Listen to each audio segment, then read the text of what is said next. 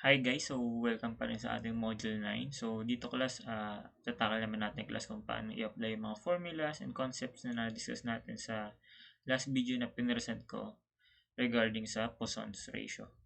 Okay, so example problem number 1. A steel rectangular block, 1 inch wide, 1/2 inch deep, and 4 inch long is subjected to an axial tensile load of 10.5 kilopounds.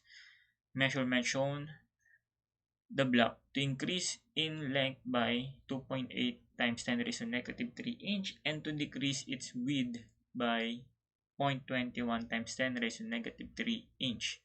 Letter A, determine the Poisson's ratio, the material, and then letter B, determine the modulus of elasticity of the material. Okay, so para mas magets natin siya further, mas maganda kung nai-illustrate natin yung given, no? So, sabi meron daw rectangular block. Ito siya. Okay. So, siguro pwede na itong ganito.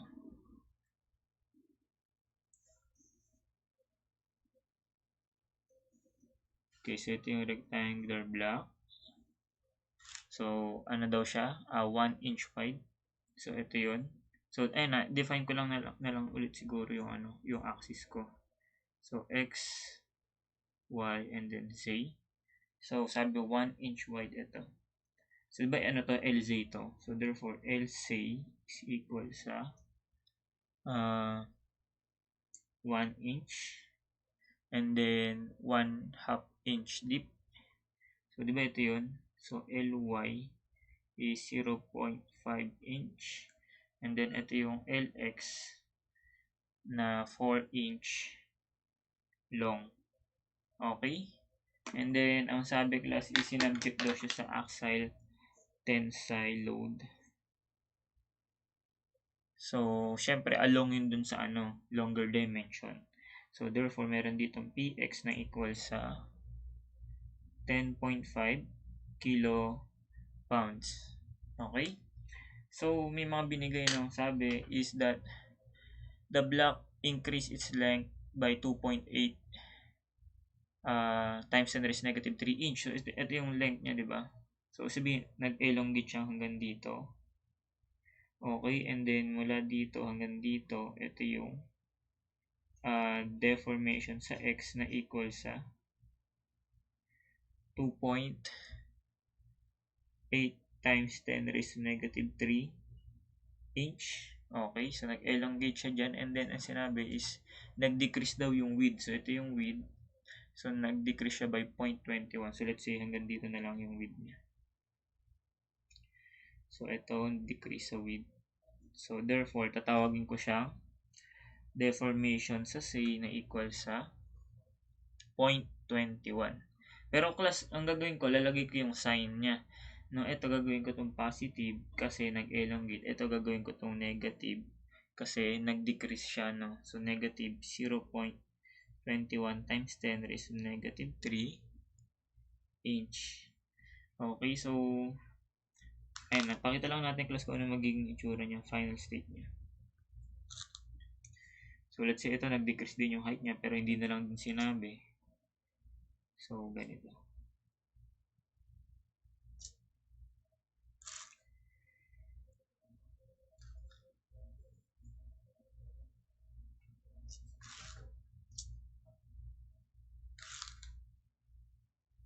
Okay, so pwede na siguro yan class. Pang visuals lang naman yan, parang na-imagine mo na ano siya. Nagbago yung shape niya. So, dating malaki, so maging ganito na siya.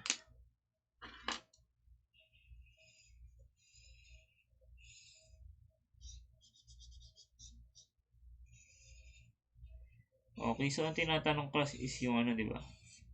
Poisson ratio saka modulus of elasticity.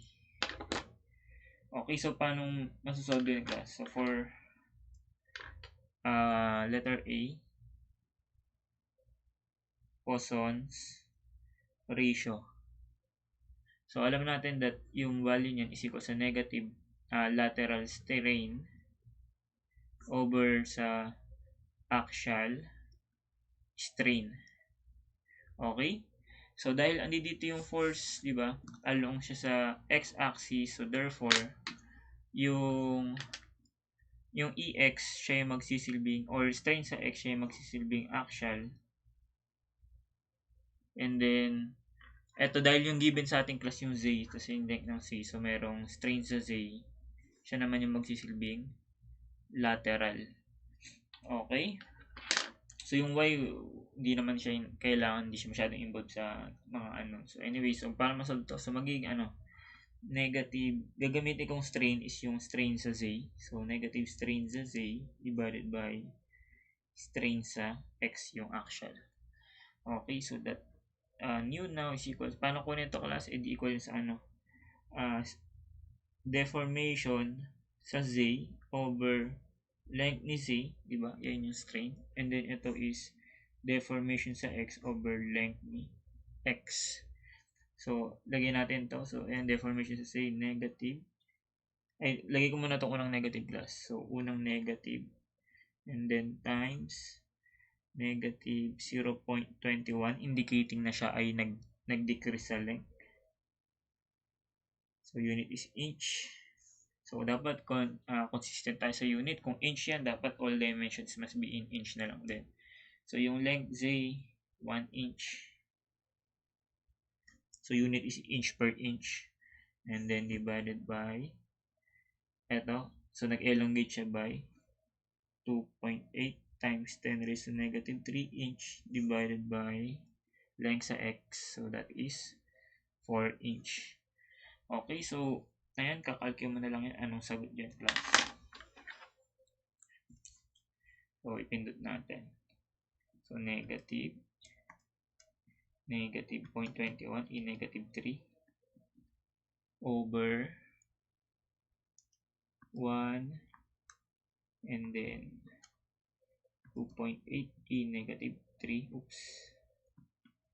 And then 4.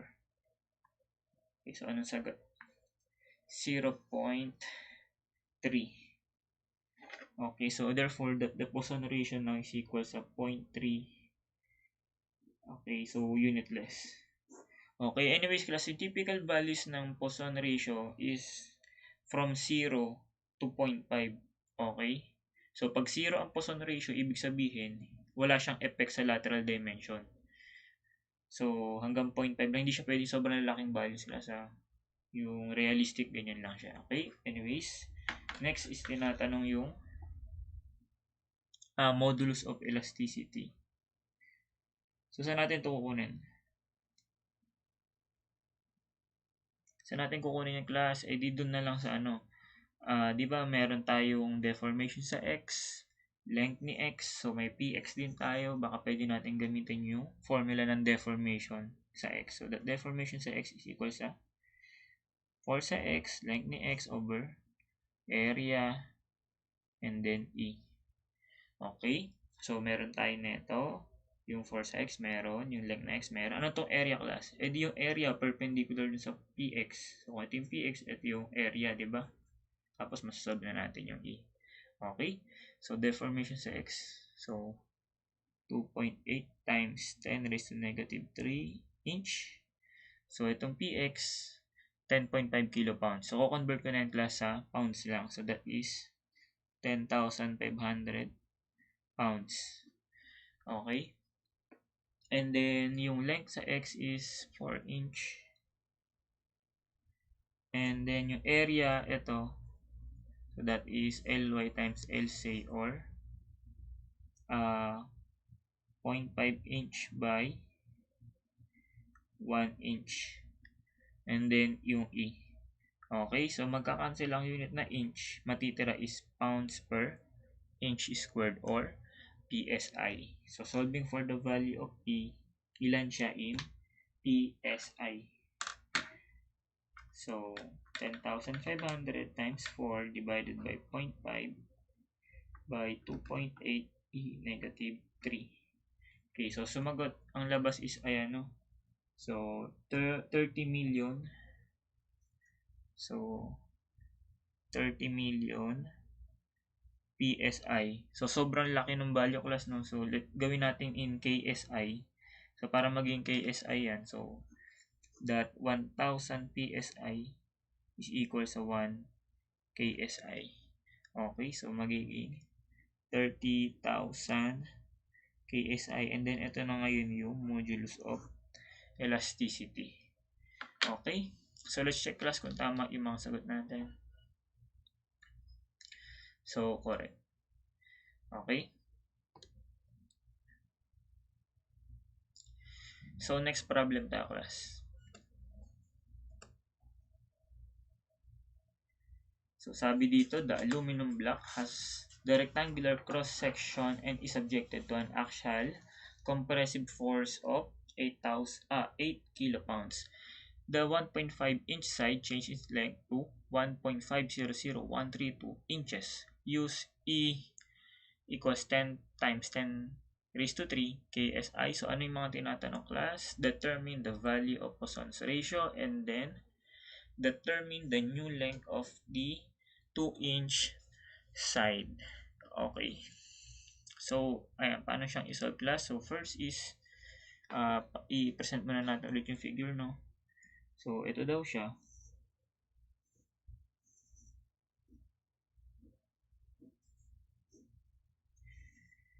So, ano naman siya, no?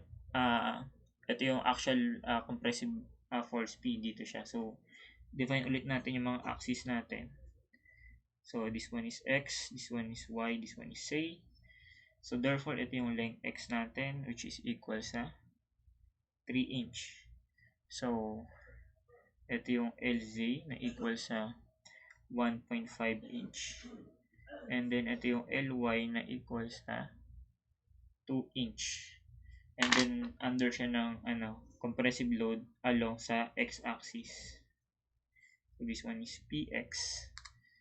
8 kilopounds. So, gawin ko na, class, na 8,000 pounds. So, PX. Okay, ano mangyayari ng, class? Kapag kinompress natin to, so definitely itong length X is iikli yan. Okay. Iikli siya. So, let's say hanggang dito na lang siya. Okay, so therefore dito magkakaroon ng deformation along X, which is masasolve natin yan using PL over EE. And then, anong sinabi, class? Kung umikli siya, ang tendency, ang effect naman sa lateral nun, magsisilakihan yan, class. Hahaba sila. Kasi umiksi ito. So, isipin mo, class, i-compress ko. So, iiksi siya, pero lalaki itong mga lateral kasi nga negative yung relationship.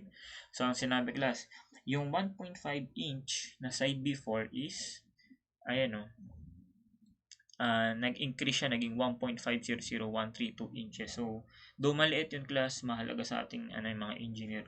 So, anyways, ano nangyari? So, let's say, ito yung LZ. So, mag-elongate siya hanggang dito. Okay? So, ito yung initial length niya. So, ito ngayon yung elongation sa say. Paano makukuha elongation sa say, class? Di ba sinabi na ito yung total length daw na ito na is equal sa 1.500132 inch. Okay, so kung ito yung length niya, final length niya, initially 1.5 siya. So, ilan yung dinagdag? E di itong 0.000132 inch, diba? So, hindi ko nasa-solve ng, class. Lalagay ko na dito yung 0.000132 inch. Yun yung elongation along the z-axis. So, let's say itong sa y is mag-elongate rin siya. Let's say magiging ganyan siya. Okay. So, ano yung magiging itsura nito, class? Anyways, dito ko na siguro lagay. So, tatangkad siyang ganyan. Okay. And then, ito ngayon yung magiging bago niyang haba along z. So, ito na siya.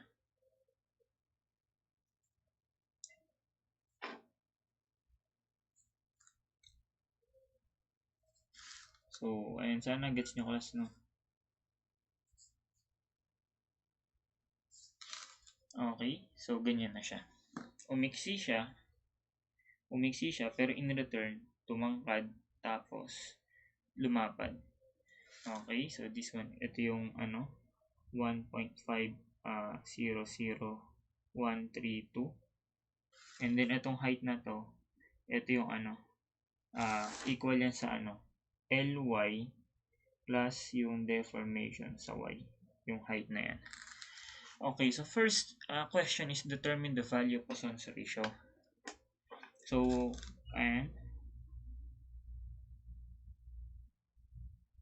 anong formula ng class? So, nu is equal sa negative lateral strain divided by the axial strain. So, sino yung axial dito, class? So, since along x yung force, so therefore, ito yung axial natin. So, yung strain sa x, so i-consider natin siyang axial. So, dito may strain sa z. So, consider natin siyang lateral. And then, dito, meron ding strain sa y. Consider din natin siyang lateral. Okay? So, paano makukuha ito, class? Isan ba may mga given? So, no choice tayo para sa axial strain. Kailangan natin kunin itong strain sa x. So, sinong lateral strain yung gagamitin mo, class? Is it EY or yung sa Z? Yung sa Z, di ba? Kasi siya may mga given.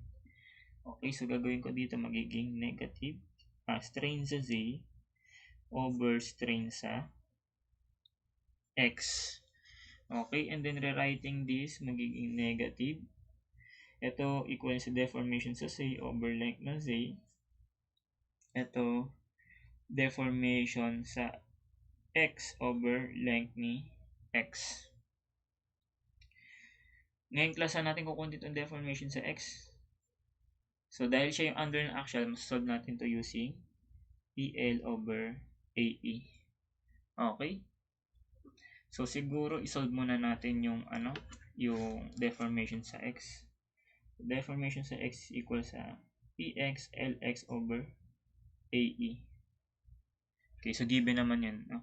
So, yung PX is 8,000 pounds. Yung length sa x is 3 inches. Area. So, yung area perpendicular sa PX, so ito yun. Ito yun rather. Nasa yung original, ito. Okay, so that is 1.5 by 2 inch. And then yung E, binigay class, that is 10 times 10 raised to 3 KSI. Pero dapat class naka PSI yan pag ini-input dito. So, magiging 10 times 10 raised to 3 KSI. So, convert ko to that 1 KSI is equal sa 1,000 PSI.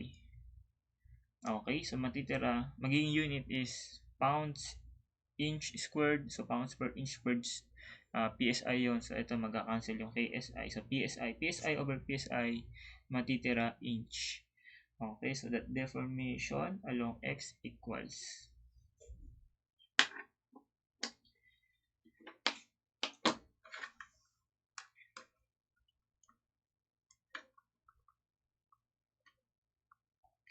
Okay, so sagot is 8 times 10 raised to negative 4 inches. So, sobrang liit lang niya. Okay. So, anyways, ayan. So, gusto ko lang class may kulay ito, no? Para lang alam ko na ito yung deform shape niya.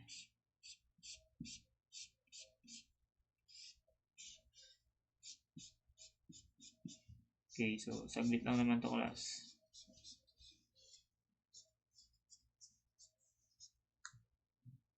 Okay, so, ayan, so pwede na nating balikan to, no, yung Poisson ratio. So, input ko yung mga given and then solve kong value. So, magiging negative. Ito, deformation sa Z. So, ano ba nangyari class? Di ba, nag-increase, di ba, from 1.5 naging 1.500132. So, therefore, this one is positive deformation. How about dito sa axial? So, dito class, dahil kino-compress natin siya. So, therefore, dito is negative, no? Under sa axial. So, yung nasolve natin dito is actually a negative deformation. Kasi na-compress siya, nag-shorten siya. Okay? So, balik ako dito sa negative. So, this one is 0.000132 inch over yung length say is 1.5 inch divided by deformation along x. So, lalagyan ko ng negative plus para ma-indicate na siya ay na-compress. Negative 8 times 10 raised to negative 4 inch divided by length sa x. So, that is 3 inches. Okay, so now we can now solve for the exact value ng Poisson ratio, and that is how much. So 0.000132 divided by 1.5 over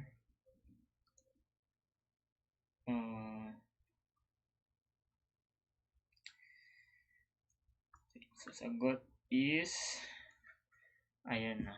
Okay, so lumabas is 0.33. So, within the range naman siya ng mga realistic value ng Poisson ratio. So, therefore, this one is correct na. Okay, next. Determine the new length of the 2-inch side. So, ito, no. So, dati siyang 2 inch. Ilan na siya ngayon? So, therefore, kailangan ko makuha itong deformation sa y. And then, makukuha ko lang yung deformation sa y kapag alam ko yung strain sa y. Okay? So, therefore, for 2, yung length ng y new ang hinahanap. Okay, so dapat makuha ko muna yung eto, strain sa y. So para makuha ko yan, hindi kukunin kayo sa relationship ng Poisson ratio, no? That negative lateral strain over axial strain. So dito class, ang gagamitin ko na, di ba ito ang gagamitin ko dito class, since yung y yung hinahanapan natin. So dito yung lateral strain, nagagamitin ko yung sa y. So strain sa y, may negative over, then yung axial is yung sa x. Okay, so ito, nasolve na natin to. This one is 0.33 and then equal saan? Sa negative. Itong strain sa y, so that is deformation sa y over length ng y, and then divided by etong is deformation sa x over length sa x. Okay, so further pa natin simplify. So 0.33 is equal sa negative. So ito wala tayo na ito, which is yung hinahanap natin. And then yung length ng y initially, that is 2 inches. And then divided by ilan to? Deformation sa x. So take note, dahil na-compress nga siya, lalagay natin yung negative ito. So negative 8 times 10 raised to negative 4 inch over length sa x is 3 inches. Okay, so definitely ang lalabas na unit dito ng deformation sa y is in inch. So ilan yan? Deformation sa y. So ang assumption natin class, di ba, nung na-compress siya, lalaki siya. So dapat yung final value dito must be positive. Okay, so ilan?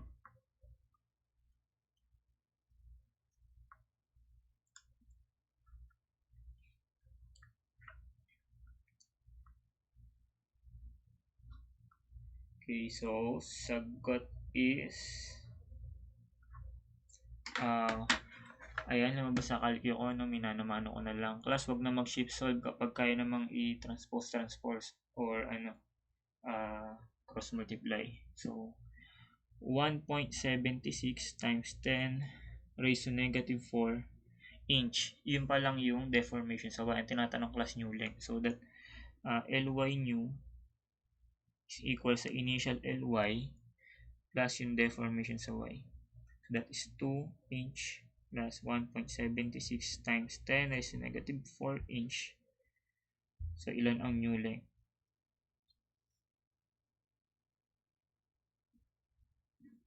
So plus 2 ko lang to.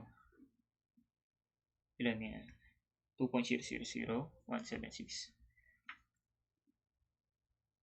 And then inch. So ito na yung final answer.